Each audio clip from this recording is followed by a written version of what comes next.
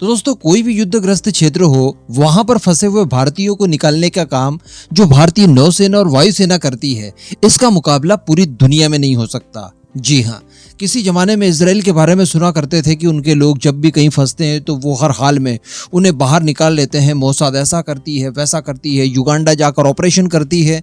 Exactly इस तरह का काम भारतीय वायुसेना और नौसेना ने कई बार किया है। फिर आप यमन का एग्जाम्पल ले लें, यूक्रेन का एग्जाम्पल ले लें, या फिर आज की तारीख में सूडान का एग्जाम्पल ले लें। अभी मैंने कुछ ही दिन पहले आपको वीडियो बनाकर बताया था कि सूडान के अंदर एक्चुअली एक सिविल वॉर शुरू हो चुकी है, वहां की पैरामिलिट्री फोर्सेस और वहां की आर्मी के बीच में, और ये सब कुछ चल रहा है सत्ता कब्जाने के लिए। लेकिन यहाँ पर खबर निकलकर ये आ रही है कि 3500 के लगभग भारतीय सूडान में फंसे हुए हैं। और ये जो हिंसा जब से शुरू हुई है या युद्ध शुरू हुआ है, इस दौरान एक भारतीय की दुखद मृत्यु भी हुई है। और जो सबसे बड़ी बात मैंने आपको बताई थी वो ये थी कि यहाँ पर इंटरनेशनल एयरपोर्ट्स की खासी कमी है, और जो कुछ गिने चुने एयरपोर्ट्स हैं भी तो वो उस इलाके से काफी ज्यादा दूर हैं, कम से कम 200 से 400 किलोमीटर, जिस इलाके में भारतीय फंसे हैं।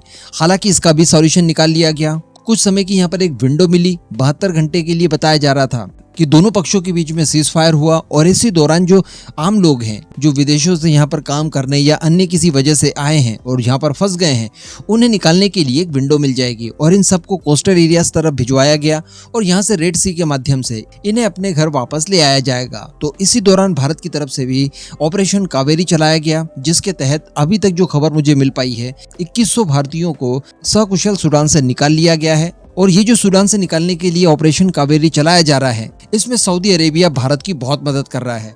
फंसे हुए भारतीयों को सूडान से निकालकर पहले सऊदी अरेबिया भेजा जाता है, वहां से फिर इन्हें एयरलिफ्ट करके भारत ले आया जाता है। इससे पहले भी मैंने आपको एक खबर दी थी कि इसी तरह का एक रेस्क्यू ऑपरेशन सऊदी अरेबिया की तरफ से भी चलाया गया, और इन्होंने अपने नागरिकों के साथ साथ कुछ बाहरी देशों के नागरिकों को भी बाहर निकाला, जिसमें भारतीय भी शामिल थे। तो इसके लिए भी उन्हें धन्यवाद बनता है। लेकिन फिर खबर निकल कर आती है फ्रांस की तरफ से, और फ्रांस की तरफ से भी एक रेस्क्यू टीम भेजी जाती है, जहां से कई सारे फ्रांसीसी लोगों को जो कि सूडान में फंसे हुए थे उन्हें निकाला जाता है। इस दौरान ये भी बताया गया कि फ्रांस ने न केवल अपने लोगों को बल्कि सूडान के अंदर फंसे 28 देशों के कुल 388 नागरिकों को भी बाहर निकाला, और इसमें भारतीय भी शामिल थे। जी हाँ, ये आप देख सकते हैं ट्वीट। ये ट्वीट किया गया है फ्रांस की एम्बेसी जो कि भारत में है, और कहने का मतलब फ्रांस की तरफ से एक वर्ल्ड कम्युनिटी के लिए एक बहुत ही अच्छा संदेश दिया गया कि देखिए, अपने साथ साथ दूसरे देशों के नागरिकों को भी वहां से निकाला गया।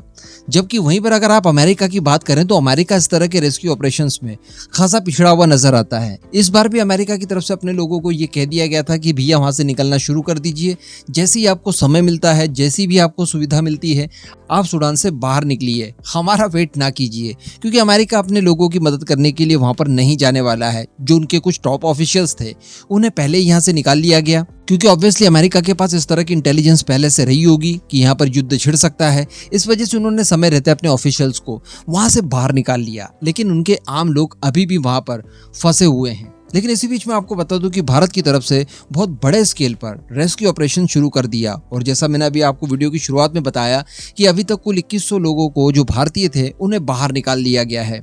इसी बीच एक खबर निकल कर आती है कि भारत ने भी फ्रांस की तरह ही फ्रांस की मदद की है। जी हाँ, और भारत के ऊपर जो ऋण चढ़ा था फ्रांस का, वो ऋण यहाँ पर भारत ने उतारने की कोशिश की है, क्योंकि भारत की रेस्क्यू टीम ने फ्रेंच एम्बेसी जो कि सूडान में मौजूद है, वहां पर एक लोकल स्टाफ और उसकी फैमिली को रेस्क्यू किया इस दौरान।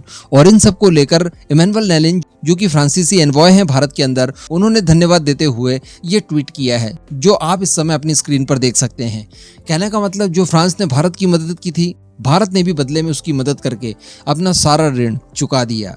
हालांकि मैं आपको बता दूं कि भारत ने ये जो ऑपरेशन कावेरी शुरू किया है, ये अभी खत्म होने वाला नहीं है, क्योंकि अभी भी बताया जा रहा है कि 1000 से 1400 की संख्या में भारतीय वहां पर और फंसे हैं, जिन्हें निकालने के लिए लगातार कोशिशें चल रही है, जिसके लिए डिप्लोमेटिक पैनल का भी इस्तेमाल किया गया है। भारत के विदेश मंत्री एस जयशंकर साहब ने यूएन के अध्यक्ष से भी बात की है इन सब मुद्दों को लेकर, और साथ में कई सारी अरब कंट्रीज के साथ भी हम लोग कोऑर्डिनेट करके फंसे हुए भारतीयों को वहां से निकालने के लिए हर संभव प्रयास कर रहे हैं, जिसके लिए भारतीय नौसेना और वायुसेना अगेन बहुत ही अच्छा काम कर रही है। काफी बहादुरी के साथ हमारे सभी लोगों को 1 बाय 1 करके निकाला जा रहा है। क्योंकि सूडान में ये जो सत्ता प्राप्ति के लिए युद्ध शुरू हुआ है, ये अभी तो बस शुरुआत बताई जा रही है, क्योंकि इसके आगे कई और ऐसी परिस्थितियां जनरेट हो सकती है जिस दौरान इन लोगों को यहाँ से निकालना बहुत ज्यादा मुश्किल हो सकता है।